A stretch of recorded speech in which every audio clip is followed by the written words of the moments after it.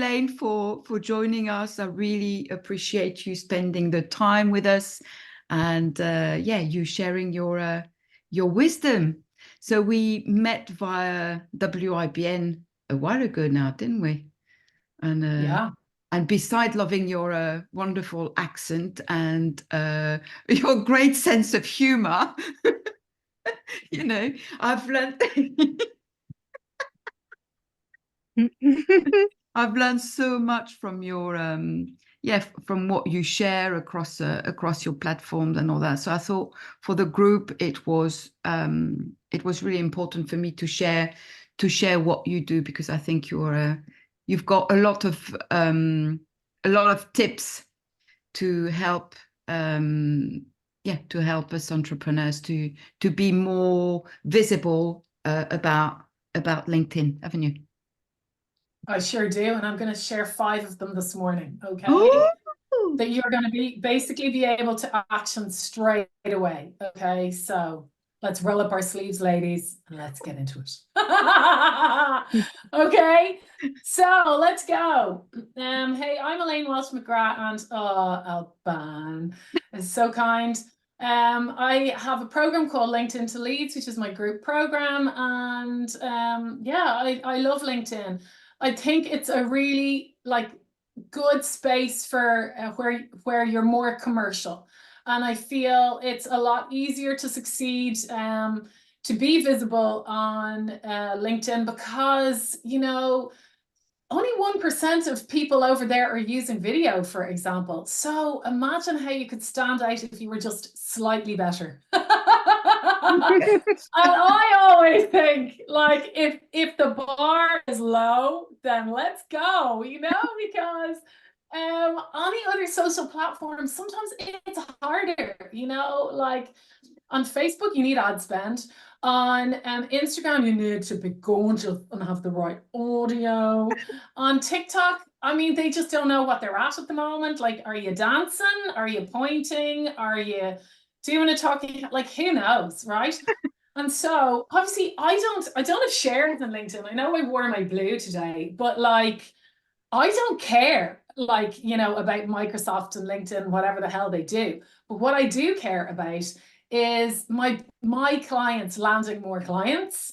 And from my experience of 25 years of marketing and working with my clients to produce better content and to sell more with ease, that's why I think LinkedIn is an easy one to do. Okay, so I'm going to start at something so freaking fracking easy. My tip number 1 is sort your headline out. So what's your headline? You know that description in your profile that literally is at the top of your profile? Sort that out. Why? It follows you. Hopefully not like a bad smell. Hopefully like something gorgeous all around the platform. So every time you post, it will say, if I post on something that Alban has shared, it says Elaine and whatever the hell I say first. I think it's land more clients. I help my clients to land more clients or something like that, right? So whatever the big result that you deliver to your clients that doesn't have jargon in it, ladies, okay, that is their words, your clients' words, the big result that they want, that's what you got to have in your headline. And you can pack loads in there, all right? As long as it's short and sharp, okay? So big results. Okay, even if you're starting out, maybe you have a degree, okay? Or maybe like me, fine, I've got 25 years experience. It doesn't have to be exactly what you've always been doing, especially if you pivoted. Jesus, I pivot like a ballerina, So just, it has to be your general experience, okay? And then make yourself a bit personal. So for example, okay, this isn't like my haha, it's not funny. But what is really important to me is inclusion. My daughter has Down syndrome. So at the end of my headline, I say that I'm a Down syndrome advocate, because I am. And I am really, really passionate about inclusion. So that's what I want you to think about when you're doing your headline. I'm going to share a really easy to use self-paced course that you can get done in an hour, where I will give you feedback, like not one-to-one, like you got to be crazy for the price I'm going to give it to you at, but within the body of the course. So I'm going to give that, I'll drop it in the chat.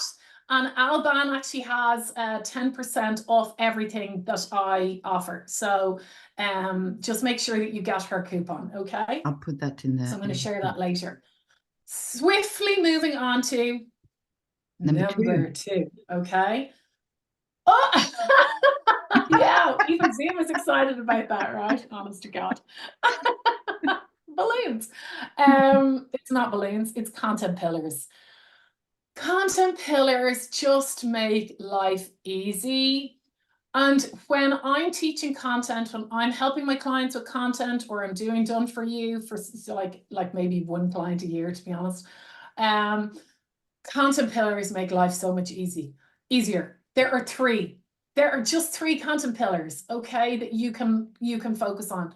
Number one, what is the thing that your clients want in relation to your offer? Okay, so, or if you are looking for a role, what is it that your future employer wants? Okay, so what is their big desire in relation to your role? Okay, so, or what you offer. So, because there's no point, for example, like, yeah, for me, like the people, I work mainly with coaches, service-based businesses.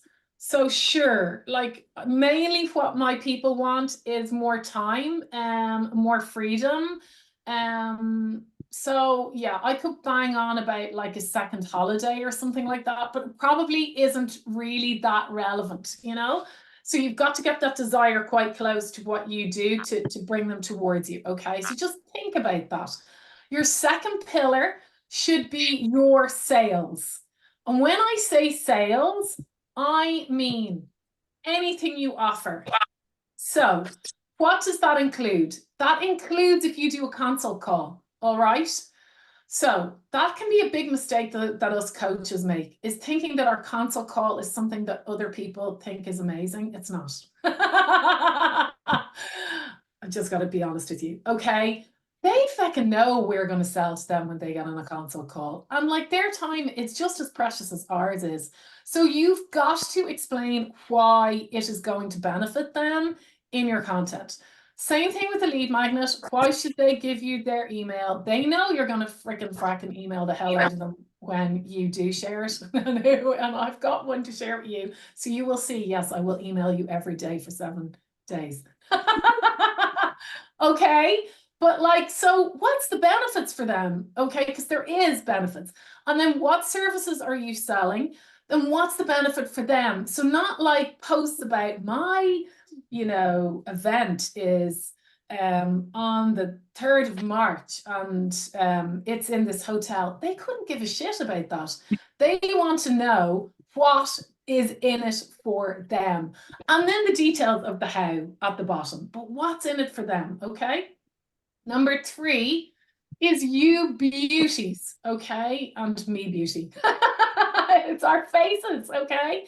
Photos of us, enter Alban, are performing their socks off on LinkedIn. Honest to God, everybody else has killed photos.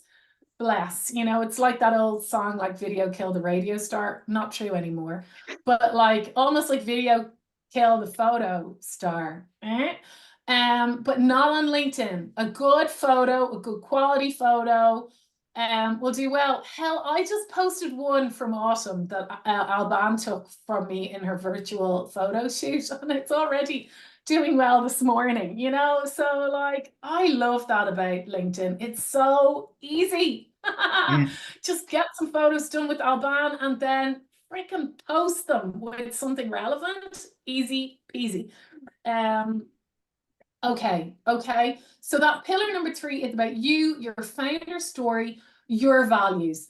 So for example, every so often I will post, I don't post Shifa's face, that's my daughter, but I will post about her challenges because that's important to me.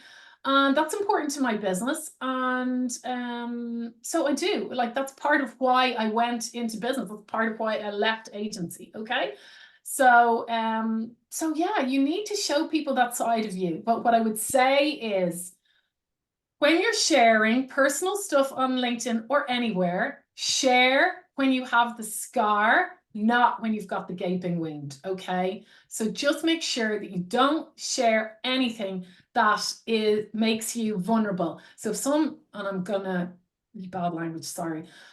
Excuse me, Jordan, here it comes. Some dickhead might post something, some shitty comment under your precious vulnerability, and that might tip you over if it wasn't a scar.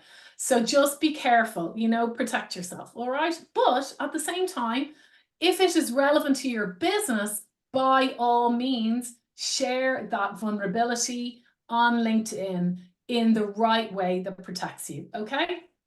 Okay. Number 3. Sip of water. Lovely. This is also a lovely cheat one that I adore. She puts her glasses up.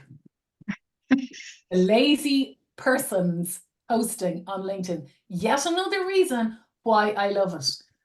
Content on LinkedIn. Do you know what counts as content on LinkedIn? Sharing other people's posts. Yabba dabba do. I love that so much. Some of my best reaching posts have not been mine. And am I saying, like, I'm not saying, like, take somebody else's image, download it and upload it as your own. No, that is bad. It will get you 0. No, I'm saying if you see something that you're following and it means something to you and your followers, and you can show other people, this will tell you a little bit about me, then you should share it. So for example, when that lady who has Down syndrome in Spain got a place in Parliament, when I shared that with my hopes and dreams for my daughter, went off like a frog in a sock. Okay, so what other one went really well? Other things about people with Down syndrome. But in addition, also what does really well for me is people who are competitively adjacent to me. Oh, Elaine, what the bleep does that mean? Well, I'll tell you what that means, okay? For example, I help people to land more clients. So I help my clients land more clients. I sort out their mucky message and I make sure that their content on LinkedIn is working, okay? That's what I do. I am not a copywriter. Yes, I can help sort out your message. I can help you write things better, but I am not a done for you copywriter. But I love copywriters. I love their tips and I share them. For example, Chase Dimond is one who I often comment on or share. So if there is somebody who's competitively adjacent to you, like for example, Alban could be seen as competitively adjacent to me. We both talk about visibility, but we do very different parts of the marketing, spectrum, all right? So there's no harm in me sharing Alban's posts, and there's no harm in her sharing mine, and they will lift both of our visibility, okay? So what about you? Like, isn't that a delight?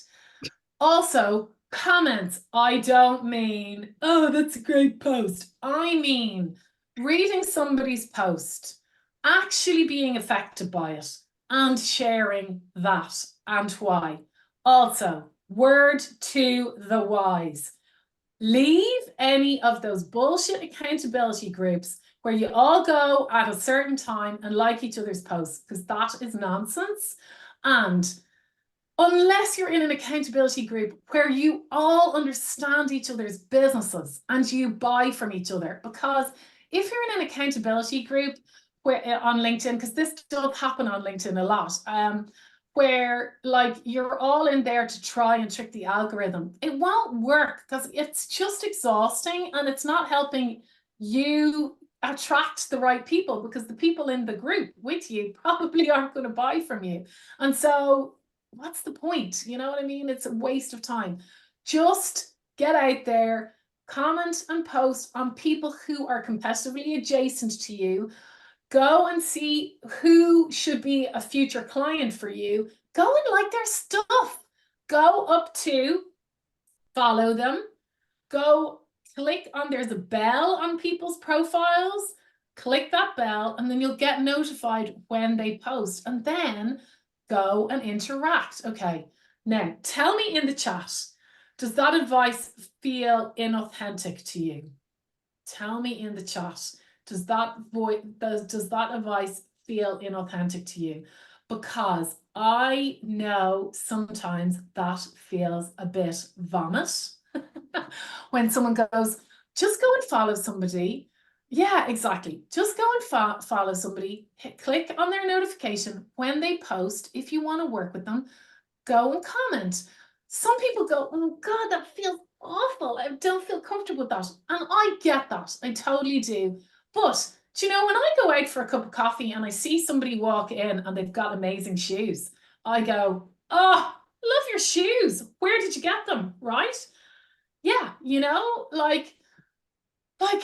just like be how you are in real life. You know what I mean? Like, you're not going to go, love your shoes. How's it going? Did you know I'm a LinkedIn expert? No. Do you know what I mean? So act on LinkedIn like you do in real life. So go comment and progressively build a relationship. Okay, that's what I'd always talk about, the power of connection. All right, moving on. Number 4, B-roll. What the actual, Elaine? B-roll is footage where you're not actually like this. You're not actually talking to camera and you're not actually giving advice or whatever. It's like as if I have a camera that's filming me giving advice, okay? And it's just, it doesn't have any anything on it, maybe some audio, or a photo of you like working on Canva, or a photo of you you know, just having a cup of coffee. So it's those photos or videos of you where you're not actually doing anything other than being observed doing the task. Why is that brilliant? Because people love to see behind the scenes.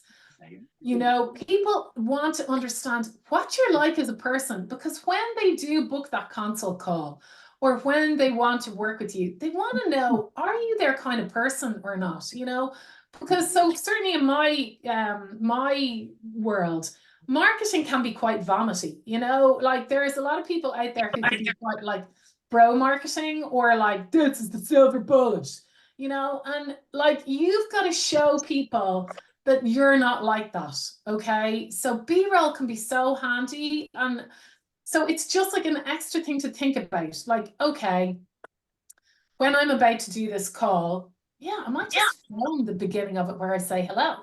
You're already doing it, so just pop like one of these kind of like phone camera yokes up and just film it, you know. Or talk to Alban and go, okay, could we do like a B-roll shoot, you know, where like we just get loads of stuff of me like showing people my process, like what it's actually like to work with me, you know. So that people love that. In actual fact, I can't remember who said this. It is a bit of an Irish thing, but it's relevant in the UK, because I don't know whether you know this, but Coronation Street and EastEnders, in terms of like the percentage of people who watch them, it's huge. And Fair City is an Irish one, and we call it Fairly Shitty. It's dreadful, okay? And the thing is, though, that this giant PR guy was like, listen, here's the thing. Why does Fairly Shitty rate its socks off? Well, because Irish people would watch 2 flies walk up a wall if you said it was 2 flies who were Irish having a conversation. People are nosy. They just want to know like what you're like in the background. All right. So that's number 4. And here I'm going to round up with number 5. Number 5 is some of the questions that I get are total bullshit. There's stuff like, Elaine, should I post on a Monday at 3 o'clock? Elaine, does it matter if I do this action on LinkedIn? Does it matter if bibbidi bibbidi bib? Anything that's stopping you from actually sharing anything is an issue. The algorithm does not matter. Forget it. Like, unless you're like some bloody huge Kim Kardashian yoke who's on LinkedIn, although is she? Like, the algorithm does not matter to you, okay? What matters is showing up. Because as I say about like PayPal, for example, or any kind of payment system, why would you say not to use PayPal to a business person? Because 0 times 0 equals 0. Like, what does a 3% fee mean in the greater scheme of things if someone won't buy from you because you don't make it easy? Same thing with your content. Schedule versus non-schedule. Well, are you going to do it? If you're not going to do it because you're not scheduling, then bloody use a scheduler. Right? So on LinkedIn, they thankfully have caught up with us in the modern world, and they have a scheduler. It's clunky. Let Microsoft own them. What can I say? But It's there. you know, it's there. It's there. There are millions of scheduling tools. Will they affect the algorithm? Yes. Does it matter? No. Yeah, true. Because it's a small price to pay for actually you showing up when, for example, my daughter has a hospital appointment and suddenly it turns into a day, or, oh God, she's admitted. Do you know what I mean? Then, like, have I scheduled? Do you know? So just schedule, especially if you've got a crazy busy life, schedule. Oh, thank you so That's it. much. Yay, Thank you so you. much, darling. It's been, yeah. So I'm going to put in the chat Elaine's link, but also, have we got any questions for our lovely Elaine? Can I ask a question? Yeah, Go go for for it. it. Yeah. So I'm trying to find like an internship, a placement year. Yeah. And well, because I'm a second year right now, and Yeah. it's like it'd be a lot better if you did a placement year now, go straight into the industry and stuff. And I want to get into animation. Do you have any advice on like trying to get like specifically companies that can give me an internship, like how to get noticed? Yeah, okay. Actually, I do have advice on this because one of the ladies that I network with in Ireland is an illustrator and is into animation. And she has done exactly what I'm about to tell you. And like, things are working for her. Okay. You've got to just get out there. Like, you've got to show people exactly what I was just saying in point number 4, your B-roll. So if you're drawing, film it. If you have, like, she did a project for a school where she did their wall, she filmed the whole thing. So people were like, wow, they love watching it. She puts it on Instagram and on LinkedIn. She networks. You've got to start networking, like, you've got to just get people sharing what you're doing, and you've got to show up on LinkedIn. If you're in the creative space and you're not sharing your work, like, WTF. you know so you've got to just get out there. Then, in addition, follow all the organizations that you want to work with. Go see who works with them, see who might be connected to them, maybe in Alban's network, or in different people's networks. See if you have any connections, and then ask for an introduction. And I always talk about a guy I started off in, because I worked in advertising on the media side of the business, and we started out in the early 2000s, actually in 1999. And he basically badgered them into employing him. So I came in, they won the Diageo account, which is like Guinness and Budweiser and Carlsberg and Harp and all that jazz, Bailey's, blah, blah, blah. So I came in that influx, but he had just come in before. And basically the boss told me that this guy, Jason, had literally done like an interview and then rang them and rang them and rang them and rang them. He was shameless. They eventually just gave him the role to shut him up and to stop him badgering them. So you have to have tenacity, and you just have to have self-belief and just go for it, because what's the worst thing that anybody can say to you is no. Yeah. And who gives a shit about that? You know, just back yourself. All right. So just badger the bejesus out of them. And Jason now is the CEO of Omnicom Media Group in Ireland. So he started as an absolute grommet and he badgered the whole way up the organization. Wow. So tenacity.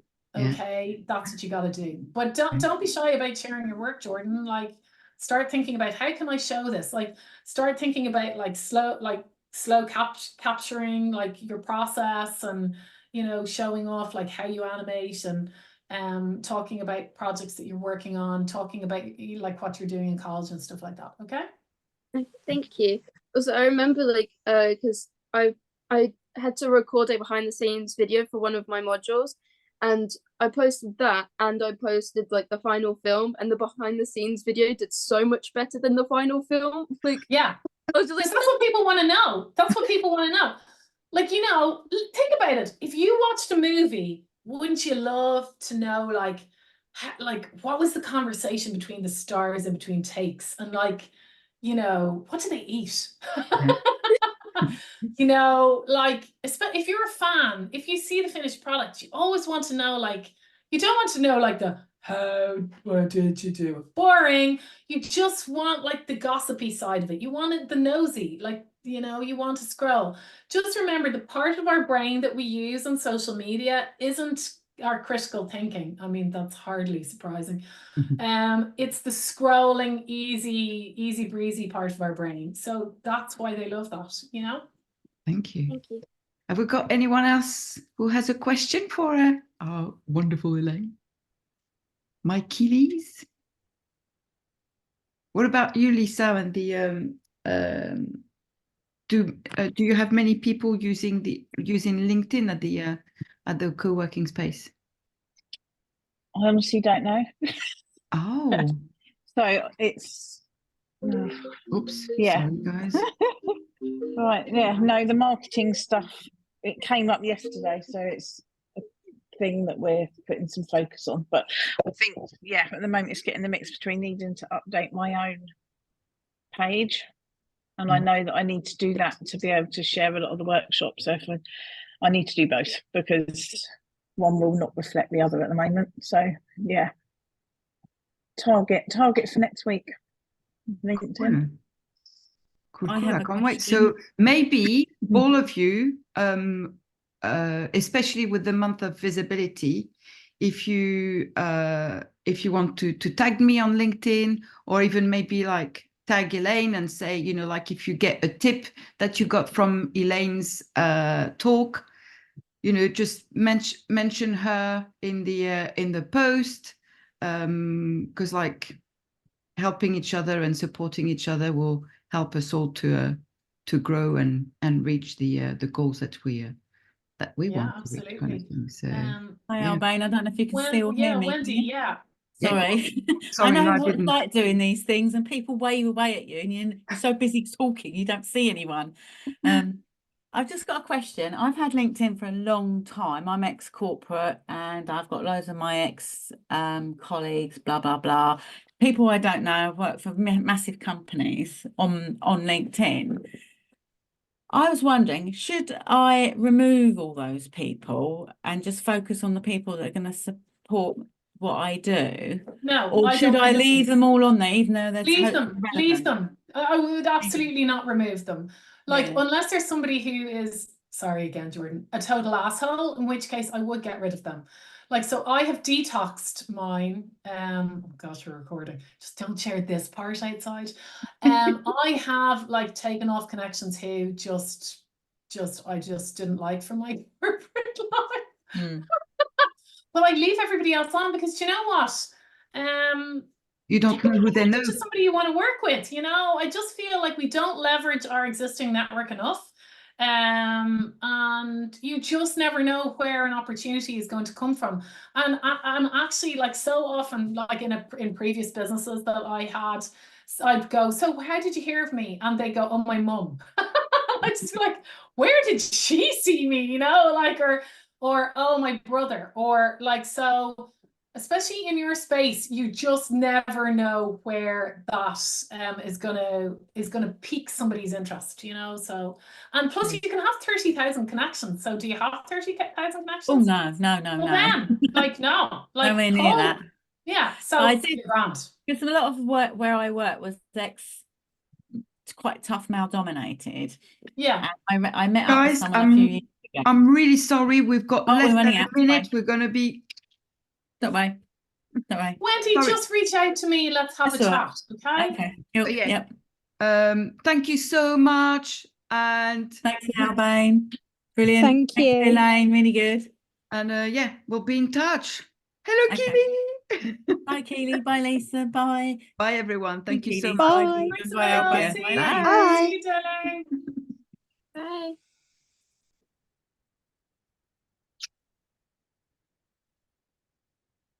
Lucas killed it. I'll ring you. I'll ring you in a second.